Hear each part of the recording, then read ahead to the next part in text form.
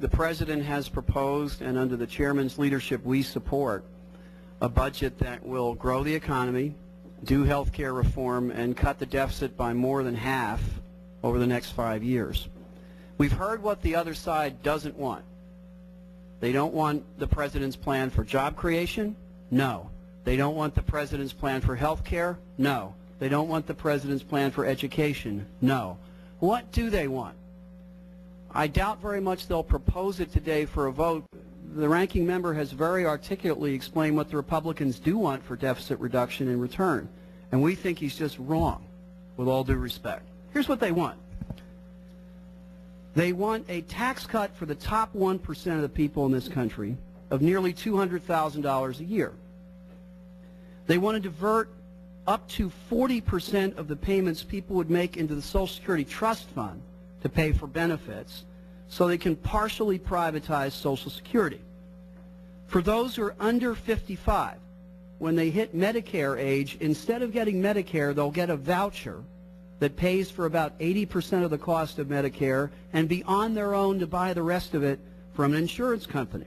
That's their deficit plan that will add, as I understand it, over $6 trillion to the national debt.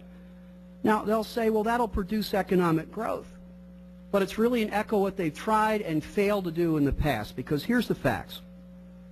We've tried the approach that President Obama is talking about in the past, investing in the middle class, investing in education, controlling the deficit. They've tried the idea that Mr. Ryan is so avidly pursuing and wants to do again. Here's the results. For every one job they created with their way, our way created 108 jobs. Let me say that again. For every one job they created through their strategy, ours created 108. For every dollar of economic growth they created, our way created $1.68 of economic growth. A middle-class family, when the way that Mr. Ryan wants to pursue, which we tried under President Bush for the last 8 years, under their way, the purchasing power of a middle-class family dropped by $500 in inflation-adjusted terms. In other words, you were $500 worse off if you had a job. If you weren't in foreclosure, you're still $500 worth off under their plan. Under the one that we pursued in the 1990s, the purchasing power of middle-class people rose by $5,000. That is the difference.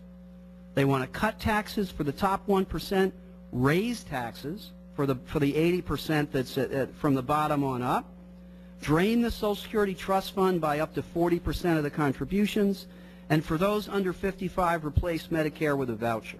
That's their deficit reduction approach. With all due respect, it's failed, it's wrong, it doesn't work, and the one that we propose is better.